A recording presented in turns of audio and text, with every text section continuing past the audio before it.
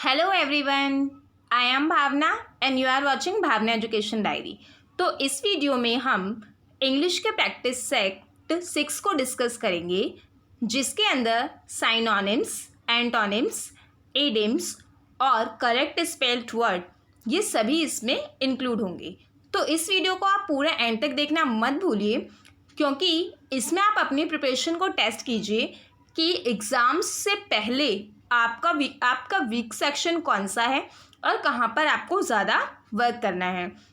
तो video start करने से पहले अगर आपने हमारे चैनल को सब्सक्राइब नहीं किया है, उसे सब्सक्राइब कीजिए एंड प्रेस बेल आइकन, ताकि आपको हमारे चैनल के सभी नोटिफिकेशंस मिलते रहें। तो स्टार्ट करते हैं। सबसे पहले हम यहाँ पे साइनोनिम्स को करेंगे। तो जो 5 साइनोनिम्स इम्पॉर्टेंट जो हैं, इम्पॉर्टेंट ऐसा होता है कि इंग्लिश में काफ़ी लोगों स्टूडेंट्स की ये क्वेरी होती है या ये डाउट्स होते हैं कि हमें बहुत जल्दी जो है वो वोकेबलरी नहीं याद हो रही, कि हम कैसे जल्दी वोकेबलरी को याद करें। तो यहाँ पे जो वोकेब के वर्ड्स होते हैं ये सभी चाहते हैं कि बस हमें बहुत सारे एक बार में जल्दी से वोकेब्स याद हो जाएं। अब हमारा माइंड जो है एक मेमोरी कार्ड तो है नहीं कि हम सभी एक बार में डाल दें और स्टोर कर दें और हो जाए।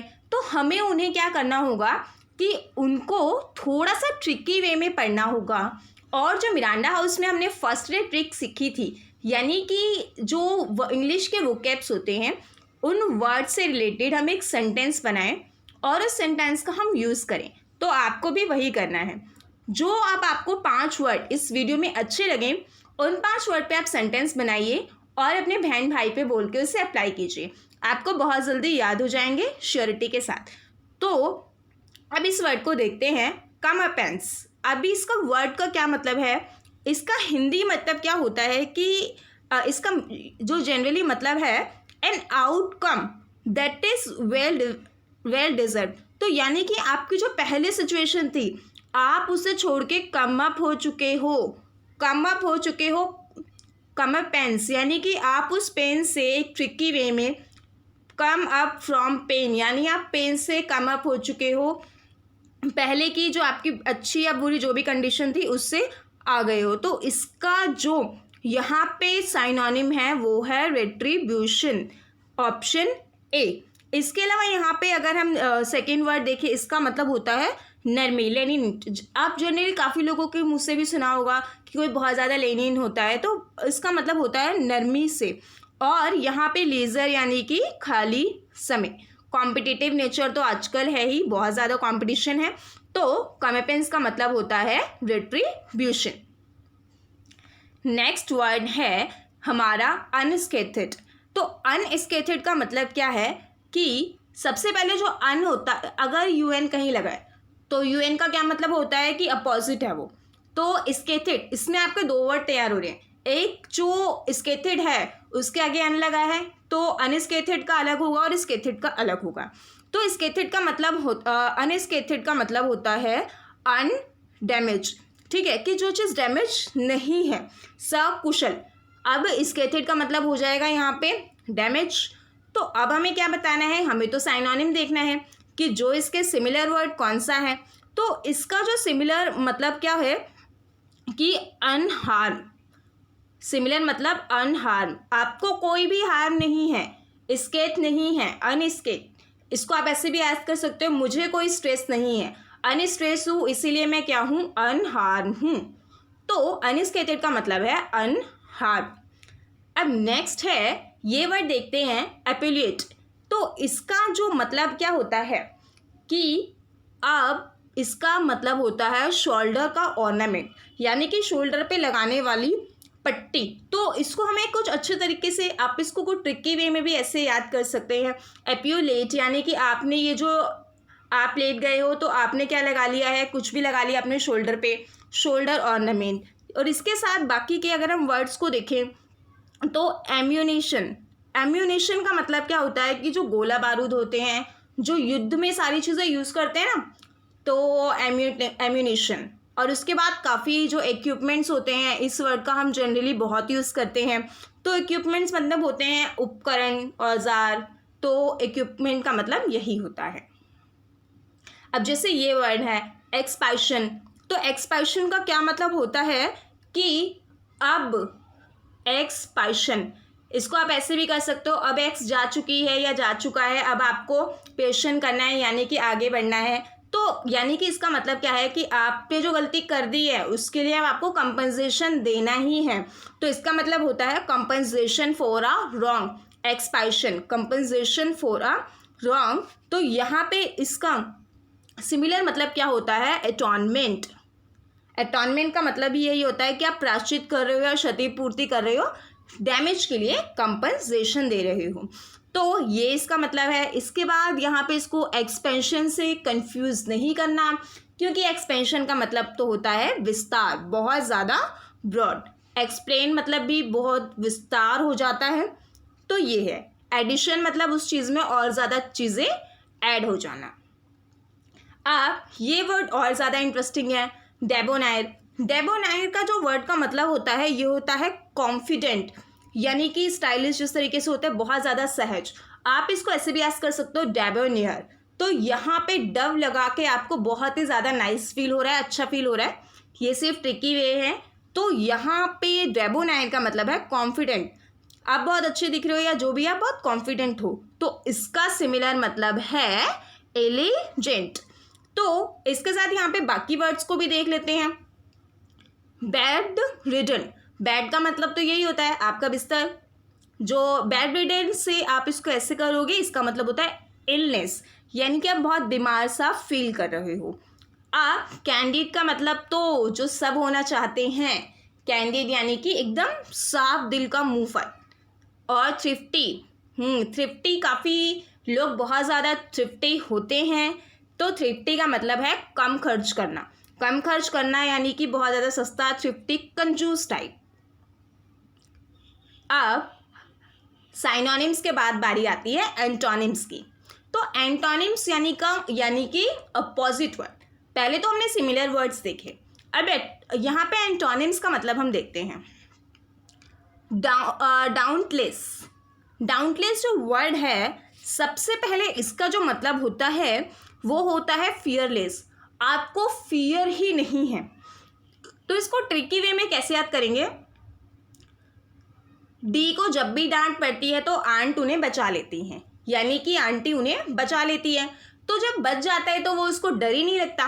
तो डाउटलेस का मतलब हो गया फियरलेस। सिर्फ ट्रिक है, आप अपनी ट्रिक्स भी बना सकते हैं, बट सिर्फ इतनी सी बात है कि आपको याद होना चाहिए। तो डाउटलेस का मतलब ये होता है। अब यहाँ पे हमें इसका अपोजिट देखना है। तो फियरलेस का अपोजिट, डाउटलेस का अपोजिट है कोवर्डली। तो कोवर्डली का मतलब क्या होता है कि यहाँ पे इसका अपोजिट है। अगर ये फियरलेस है तो ये फियरफुल है। तो यहाँ पे अगर हम एक और वर्ड बशफुल, बशफुल का मतलब होता है, कई लोग होते हैं ना बहुत ज़्यादा संकोच करते हैं। अगर आप कोई गेस्ट के घर जाते हैं तो एकदम सब अच्छे से बन के बैठ जाते हैं, जैसे कोई शरारत नहीं करता हो कोई, तो ये बैशफुल होते हैं, हम संकोच करते हैं। कुछ चीज़ अगर आपकी फेवरेट भी चीज़ रखी हो तो आप गेस्ट के घर जाते हो, मतलब गेस्ट बन के किसी के घर जाते हो तो आप उस चीज़ को खाते नहीं हो, तो ऐसा होता है। तो कुछ लोग संकोच करते हैं, कुछ तो नॉर्मली रहते हैं, जैसे घर पे हैं वैसे ही मेहमान बन के जहाँ जाते हैं वहाँ पे भी ऐसे ही रहते हैं। अब इसके बाद यहाँ पे क्या है, स्टोइकल। स्टोइकल तो वो होते हैं बिल्कुल जिनके अंदर इमोशंस नहीं होते, एक काइंड ऑफ भावहीन, उनके अंदर कोई भाव ही नहीं है। तो ये है, तो 6 का करेक्ट ऑप्शन है ऑप्शन डी। अब जैसे ये वर्ड राइटी, तो इसका मतलब क्या होता है कि वीक, कमज़ोर। तो यहाँ पे इसका कमज़ोर होना जैसे कि स्टेबल नहीं होना। तो जो स्टेबल नहीं है उसका अपोजिट मीनिंग अपने आप ही क्या हो जाएगा, स्टेबल।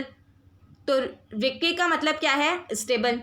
रिक्की का मतलब ऐसे भी कर सकते हो कि रिस्क बहुत ज़्यादा है इसीलिए रिक्टी है, यानी कि बहुत ज़्यादा रिस्क है तो रिक्टी है। तो इसके बाद इसका अपोजिट अपने आप ही हो जाएगा स्टेबल। अब नेक्स्ट यहाँ पे ओल्ड का मीनिंग इजी है, पुराना। नैरो मतलब एकदम संकरा होना। अनकंफर्टेबल, अनकंफर्टेबल होना यानी कि बहुत ज़्यादा आप असहज महसूस कर रहे हो। ये 3 वर्ड जनरली है और इसका अपोजिट ये है। अब जैसे ये है प्रोफ्लीगेट, प्रोफ्लीगेट का क्या मतलब है कि बहुत ज़्यादा आपको क्या हो गया है कि प्रॉफिट हो गया है, इसलिए आप इंडिया गेट घूमने चले गए। अब इंडिया गेट आप घूमने चले गए हो, आप वहाँ बहुत ज़्यादा खर्च कर रहे हो। प्रॉफिलिगेट का मतलब भी यही होता है, खर्चीला। तो आपको एक खर्चीला है, तो खर्चीले का अपोजिट मीनिंग क्या होगा? खर्चीले का अपोजिट मीनिंग होगा थ्रिफ्टी, यानी कि बहुत ज़्यादा कंजूस होना। तो अब इसमें जो थोड़ा अलग वर्ड है वो है एक्स्ट्रावेजेंट। एक्स्ट्रावेजेंट भी यही है, प्रॉफिलिगेट। तो यहाँ पे आपको अपनी ट्रिक बनानी है, वर्ड का सेंटेंस बनाना है, उसके साथ जो सेंटेंस बनाया है अपने भाई बहन के साथ उसको डिस्कस कीजिए। एक सीन क्रिएट होगा, उस सीन क्रिएट होने से आपको वर्ड पूरी तरह से आपकी मेमोरी में याद हो जाएगा। नेक्स्ट है जेटिसन। जेटिसन का मतलब क्या होता है? फेंक देना, डिस्पोज कर देना। तो डिस्पोज कर देना, फेंक देना, तो यानी कि एक्सेप्ट ना करना। जिस चीज़ को एक्सेप्ट नहीं कर रहे उस चीज़ का अपोजिट मीनिंग क्या होगा कि आप उसको एक्सेप्ट कर रहे हो। तो यहाँ पे ऑप्शन सी करेक्ट हो जाएगा, एक्सेप्ट। जेटिसन का अपोजिट मीनिंग एक्सेप्ट। तो इसके अलावा जैसे कि अबाउंडन मतलब भी त्याग करना होता है, डिस्पोजल होता है। अब नेक्स्ट वर्ड है फ्ल्यूमोक्स्ड। फ्ल्यूमोक्स्ड का मतलब होता है कि कंफ्यूज होना, आपको कुछ समझ नहीं आ रहा है, आपको बहुत या तो असहज लग रहा है। तो इसका जो यहाँ पे अपोजिट मीनिंग होता है वो है कंफर्टेबल। अब नेक्स्ट जो चीज़ है, नेक्स्ट हमारा सेक्शन है कि आपको वन वर्ड सब्स्टिट्यूशन बताना है। इस सेंटेंस के लिए आपको एक सुइटेबल वर्ड बताना है। Written statement to give information, एक ऐसी लिखी हुई स्टेटमेंट जो आपको इंफॉर्मेशन देती है, उसे कहते हैं मेमोरेंडम। मेमोरेंडम कहते हैं। इसके अलावा यहाँ पे जो फर्स्ट वर्ड है इसका मतलब होता है परिशिष्ट, एडोंडम। और जो नेक्स्ट है यहाँ पे कॉरिगेंडम, इसका मतलब होता है शुद्धि पत्र। और यहाँ पे जो स्नेरियो है ये तो सबको पता है, जो दृश्य लेख होते हैं उन्हें स्नेरियो बोलते हैं। अब जो ये है कि एक स्मॉल शॉप जहाँ पे फैशनेबल कपड़े, कॉस्मेटिक, ये सारी चीज़ें मिलती हैं उसे बोलते हैं बुटीक। यहाँ पे इसको आर्चरी शॉप से कंफ्यूज नहीं करना है। यहाँ पे गिफ्ट्स मिलते हैं, गारमेंट में खाली कपड़े मिलते हैं, शॉप तो किसी की भी हो सकती है। अब साइंस पर जाते हैं। किसी को इंटरेस्टिंग लगती है, किसी को बोरिंग लगती है, लेकिन क्या करें एग्जाम्स में पूछी ही जाती है। तो science of the races of mankind and their relations to one another. तो यहाँ पर इसका क्या मतलब होता है? जाति विज्ञान, जो रेसेस ऑफ मैनकाइंड, यानी कि इस पे जो बात करती है और उनके रिलेशंस वन टू अनदर। तो इसका करेक्ट जो ऑप्शन है वो तो है एथनोलॉजी। लेकिन इसमें बाकी वर्ड भी हमें साथ के साथ करने चाहिए, क्योंकि बाकी एक के साथ आपके ऐसे 4 क्वेश्चंस तैयार होते हैं। जैसे एंटोमोनोलॉजी, तो ये जो है किसकी स्टडी है? ये इंसेक्ट्स की स्टडी है। जो इंसेक्ट होते हैं, कीड़े मकोड़े, उनकी स्टडी है। और यहाँ पे जो मेट्रोलॉजी है, मेट्रोलॉजी किसकी स्टडी है? ये मेजरमेंट की स्टडी है। आप इन्हें प्लीज़ नोट डाउन करें ताकि आपके एक साथ कई क्वेश्चंस तैयार होते जाएं। इसके बाद जो हमारी एंथ्रोपोलॉजी है वो है स्टडी ऑफ ह्यूमन बींग्स की। तो यहाँ पे एक वर्ड और कॉमन है, ओलॉजी। ओलॉजी का मतलब क्या होता है? ये रूट वर्ड है स्टडी। तो आगे का वर्ड आपको पता करने हैं और पीछे का वर्ड का मतलब क्या होता है? स्टडी। अब जैसे ये है, ये फिक्सिंग डेट की साइंस है। फिक्सिंग डेट की साइंस को हम क्या कहते हैं? कुछ वर्ड हम पहले में पढ़ चुके हैं, तो उसको बोलते हैं क्रोनोलॉजी। हिस्ट्री में भी क्रोनोलॉजी याद करनी पड़ती है। तो साइंस ऑफ फिक्सिंग डेट्स क्या है? क्रोनोलॉजी। अब इसके बाद यहाँ पे इसको हम पहले पढ़ चुके हैं, जो मानव साइंस होती है, तो ये वो है। अब इसके बाद यहाँ पे एक और वर्ड है जो कैलोलॉजी। कैलोलॉजी वो साइंस होती है जो ब्यूटी पे डील करती है, ब्यूटी की स्टडी वगैरह करती है, उससे डील करती है। अब one who curves out fingers, one who curves out fingers यानी कि इसका जो है वो करेक्ट मीनिंग है स्कल्पचर। और यहाँ पे ये जो है ना कार्टोग्राफर, कार्टोग्राफर का मतलब होता है कि जो मैप को ड्रॉ करते हैं। हर कंट्री का अपना अपना मैप होता है। तो जैसे भारत के मैप के साथ लद्दाख के एरिया पे काफ़ी चाइना वगैरह के साथ डिस्प्यूट चलता रहता है। जो मैप का डिज़ाइन होता है ना, जैसे भारत का ऐसा मैप का जो भी डिज़ाइन है, तो ये जो क्या करता है, ये कार्टोग्राफर करते हैं। इंडिया का अच्छा है, ये ऐसे ही है। अब यहाँ पे आपको डायरेक्शंस बतानी है, वन वर्ड एक्सप्रेस करना है आपको इन इडियम्स के लिए। All and sundry. All and sundry का मतलब होता है एवरीवन विदाउट डिस्टिंक्शन। तो इसमें बेसिकली यहाँ पे यही इसका मतलब होता है कि स्टार्टिंग से ही इसमें कोई सबसे या तो अलग है, हर कोई यहाँ पे क्या होता है कि कुछ टाइप पे अलग होता है, एवरीवन विदाउट डिस्टिंक्शन। जैसे कि अब ये है अ स्टॉर्म इन अ टी कप। तो यहाँ पे जो आपका टी कप है उसमें स्ट्रॉम होना, यानी कि जैसे कि आपको अपनी फेवरेट जगह पे घूमने जाना है और बस आपको ये बोला है कि आपको चाय पीने के बाद ही जाना है, तो बस आपको चाय का कप ऐसा हो रहा है जल्दी से पियो और चले जाओ, यानी कि यहाँ पे आपको बहुत ज़्यादा एक्साइटमेंट हो रही है। ये सिर्फ समझाने का तरीका था। Much excitement over something trivial. आप अपने ट्रिक्स बनाओ, उससे भी आप याद करो, बहुत ईजिली इडियम्स जल्दी से याद हो जाएंगे, एक बार में याद नहीं होंगे। एग्जाम्स में टाइम है, अब 5-5 करके रोज करोगे, बहुत सारे हो जाएंगे। अब टू गिव करेंसी। तो टू गिव करेंसी का यहाँ पे क्या मतलब होता है, टू बेस्टो इम्पोर्टेंस। करेंसी आप किसे दोगे, आपकी करेंसी भी बहुत प्यारी है। जब आपको करेंसी प्यारी है, अगर आप किसी को दोगे तो आप किसी ऐसे पर्सन को दोगे जो आपके लिए इम्पोर्टेंट है। तो यहाँ पे क्या है कि आप सामने वाले को इम्पोर्टेंस, वैल्यू ये सब दे रहे हो, तो the best of importance, to give currency. अब जैसे ये है, ये तो बहुत बार एग्जाम्स में आता है, टू बाइट वंस लिप्स। अब जब कोई किसी के लिप्स पे बाइट करेगा तो उसको ऑब्वियसली पेन होगा, जिसकी वजह से उसे गुस्सा तो आएगा ही।